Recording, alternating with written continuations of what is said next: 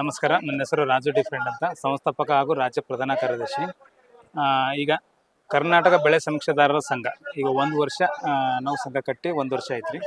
ಈಗ ನಾವು ಸಮೀಕ್ಷೆ ಮಾಡುವಾಗ ಸುಮಾರು ತೊಂದರೆಗಳು ಇರ್ತಾವ್ರಿ. ನಮ್ಗೆ ಸುಮಾರು ತೊಂದರೆಗಳಂತಂದ್ರೆ, ಈಗ ಒಂದು ಹೊಲ್ದಾಗ ನಾವು ಸರ್ವೆ ಮಾಡ್ಬೇಕಂತಂದ್ರೆ ಈಗ ಮುಂಗಾರದಾಗ ನಾವು ಸುಮಾರು ಅಂತಂದ್ರೆ ಈಗ ಕೆಸರು ಭಾಳ ಇರ್ತದೆ. ನಾವು ಹೊಲ್ದಾಗ ಕಾಲಿಟ್ಟಂತಂದ್ರೆ ಮ್ಯಾಕ್ಸಿಮಮ್ 1 ಫೀಟ್ ಒಳಗೆ ಹೋಗ್ತದೆ ರೀ. ಆ ಒಂದು ಸಂದರ್ಭದಾಗ ಏನಾಗ್ತಂದ್ರೆ ಅಲ್ಲಿ ನಾವು ಫೋಟೋ ಅಂದ್ರೆ ಈಗ GPS ಮಾಡ್ಲಕ್ಕೆ ಹೋಗಿರ್ತೀವಿ ನಾವು. ಆ GPS ಮಾಡೋಂಥ ಸಂದರ್ಭದಾಗ ಈಗ ಬದು ಅಂತ ಇರ್ತೀವ್ರಿ, ಅಲ್ಲಿ ಮುಳ್ಳು ಕಂಟಿ ಆ ಥರ ಒಂದು ವ್ಯವಸ್ಥೆ ಇರ್ತದೆ. ಮತ್ತು ಸುಮಾರು ಕೆಸರು, ಮತ್ತು ಹಾವು ತೇಳು ಕಾಡಂದಿ ಮತ್ತು ಹಾನಿಗಳು ಮತ್ತು ಚಿರತೆಗಳು ಇವೆಲ್ಲ ನಮ್ಗೆ ದಾಳಿ ಮಾಡ್ತೀವ್ರಿ. ಇಷ್ಟೆಲ್ಲ ಮಾಡಿದ್ರೆ ನಾವು ರೈತರಿಗೋಸ್ಕರ, ರೈತರು ಈ ದೇಶದ ಬೆನ್ನೆಲುಬು.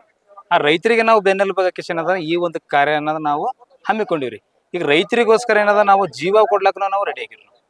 ಈ ಶ್ರದ್ಧೆಯಿಂದ ಏನು ನಾವು ಕೆಲಸ ಏನು ಮಾಡ್ಲತ್ತೀವಲ್ರಿ, ಈಗ ನಾವು ಕರ್ನಾಟಕದಾಗ ಒಂದು 25,000 ನಾವು ಅಂದಾಜು ನಾವು ಪೇರ್ಗಳು ಇದ್ದೀವ್ರಿ. ನಾವು ಈಗ ಎಷ್ಟೆಲ್ಲ ನಾವು ಸಮೀಕ್ಷೆ ಮಾಡೋಂಥ ಸಂದರ್ಭ ಇಷ್ಟೆಲ್ಲ ನಮ್ಗೆ ಪ್ರಾಬ್ಲಮ್ ಆಗ್ಲತ್ತದಲ್ರಿ. ಈ ಸರ್ಕಾರಕ್ಕೆ ಏನದ 1 ವರ್ಷದಿಂದ ನಾವು ಒಂದು ಮನೆ ಮುಖಾಂತರ ನಾವೇನದ ಎಚ್ಚೆತ್ತುಗೊಳಿಸ್ಲತ್ತೀವ್ರಿ. ಅದು ಏನೋ ಒಂದು ಆಗ್ಲಿಲ್ಲ. ಈಗ ಇಲ್ಲಿ ತನಕ ಅಂತಂದ್ರೆ ಒಂದು ID ಕಾರ್ಡು ಮತ್ತು ಒಂದು ಬೂಟ್ಸು ಇಂಥವೇನಾದ್ರು ಸಣ್ಣ ಪುಟ್ಟ ಅವ್ರು ನಮ್ಗೆ ಏನಾದ್ರು ಕೊಟ್ಟಾರ್ರಿ. ಈಗ ನಮಗೆ ಇವಾಗ ಮುಂದೆ ಏನು ಬೇಕಂತಂದ್ರೆ ನಮ್ಗೆ 12 ತಿಂಗಳು ಏನದ ನಮಗೆ ನಿರಂತರವಾಗಿ ನಮಗೇನ ಕೆಲಸ ಕೊಡ್ಬೇಕ್ರಿ ಸರ್ಕಾರ. ಇನ್ನೊಂದನ್ನ ಕನಿಷ್ಠ ವೇತನ ಮಾಡಿ ನಿಗದಿ ಮಾಡಿ ಅದು ಜಾರಿಗೊಳಿಸ್ಬೇಕ್ರಿ.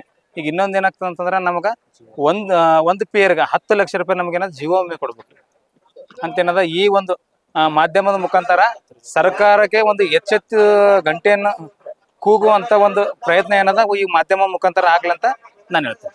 ನಮಸ್ಕಾರ.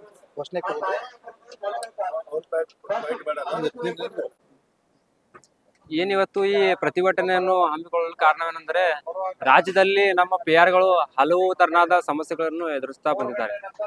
ನಮ್ಮ ಒಂದು ಕರೆಗೆ ರಾಜ್ಯಾದ್ಯಂತ ಎಲ್ಲ ಪಿಆರ್ಗಳು ಕೂಡ ಅತಿಯೊಂದು ಬೃಹತ್ತಾದ ಪ್ರತಿಭಟನೆಗೆ ಆಗಮಿಸಿದ್ರು.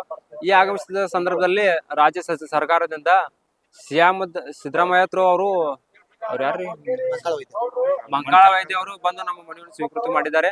ಇದ್ರ ಜೊತೆಗೆ ನಾವು ಮಾಧ್ಯಮದ ಹೊಂದಿಗೆ ನಾವು ಇನ್ನೊಂದು ಸರ್ಕಾರಕ್ಕೆ ಏನು ಎಚ್ಚರಿಕೆ ಕೊಡಾಕತ್ತೀವಿ.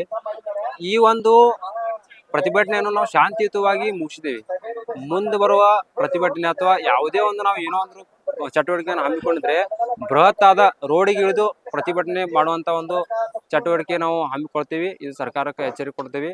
ನಮ್ಮ ಬೆಳಗಾವಿ ಜಿಲ್ಲೆಯಿಂದ ನಾವು ಮುಂದೆ ಬರುವ ದಿನಗಳಲ್ಲಿ ರೋಡಿಗೆ ಇಳಿದು ಪ್ರತಿಭಟನೆ ಅಂತ ಮಾಡುವಂತ ಸಿಚುವೇಶನ್ ಈ ಮುಂಬರುವ ದಿನಗಳಲ್ಲಿ ಬರ್ತಿದೆ.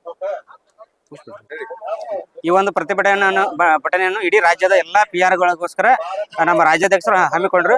ಇನ್ನೂ ಮುಂದೆ ಹೆಚ್ಚಿನ ಮಟ್ಟದಲ್ಲಿ ಯಶಸ್ವಿಯಾಗಲಿ ಅಂತ ಹೇಳಿ ಎಲ್ಲರಲ್ಲಿ ಕೇಳ್ತೀವಿ. ನಮ್ಮ ಬೇಡಿಕೆಗಳನ್ನು ಮಾನ್ಯ ಮುಖ್ಯಮಂತ್ರಿಗಳು ಹಾಗೂ ನಮ್ಮ ಸಂಬಂಧಪಟ್ಟ ಇಲಾಖೆ ಸಚಿವರು ಆದಷ್ಟು ಅವರಲ್ಲಿ ಮನವಿ ಏನ್ ಮಾಡ್ಕೋತೀವಪ್ಪ ಅಂದ್ರೆ, ನಮ್ಮ ಏನು ಬೇಡಿಕೆಗಳು ಮುಂದಿನ ಅಧಿವೇಶನ ಚಳಿಗಾಲ ಅಧಿವೇಶನದೊಳಗಾಗಿ ನಮ್ಮ ಎಲ್ಲಾ ಬೇಡಿಕೆಗಳು ಈಡೇರಬೇಕು.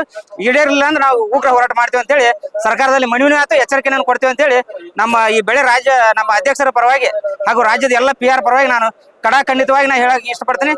ಮಾನ್ಯ ಮುಖ್ಯಮಂತ್ರಿಗಳು ಇದನ್ನ ಬಹಳ ಸೀರಿಯಸ್ ಆಗಿ ತಗೊಂಡು ನಮ್ಮ ಈ ಸಮಸ್ಯೆಗೆ ಸ್ಪಂದಿಸಬೇಕಂತ ಹೇಳಿ ತಮ್ಮಲ್ಲಿ ಒಂದು ಮನವಿಯನ್ನು ಮಾಡ್ತಾ ಇದ್ದೀವಿ. ಮತ್ತೆ ಒಂದು ವೇಳೆ ಇದನ್ನ ತಿರಸ್ಕಾರ ಮಾಡಿದ್ದೇ ಆದಲ್ಲಿ ಮುಂದಿನ ದಿನಗಳಲ್ಲಿ ರಾಜ್ಯದ ಎಲ್ಲಾ PR-ಗಳು ಸೇರಿ ವಿಧಾನಸೌಧಕ್ಕೆ ಮುತ್ತಿಗೆ ಹಾಕುವಂತ ಪ್ರಯತ್ನವನ್ನು ಮಾಡಲಾಗುವುದು ಅಂದ್ರೆ ಕಟ್ಟಕಡೆಯ ನಮ್ಮ ಸಂದೇಶವನ್ನ ನಾವು ಸರ್ಕಾರಕ್ಕೆ ತಿಳಿಸ್ತಾ ಇದ್ದೀವಿ ಅಂತ ನಮ್ಮ ಎಲ್ಲರಲ್ಲಿ ಮತ್ತು ಮಾಧ್ಯಮ ಪ್ರತಿಗಳಲ್ಲಿ ಧನ್ಯವಾದಗಳು.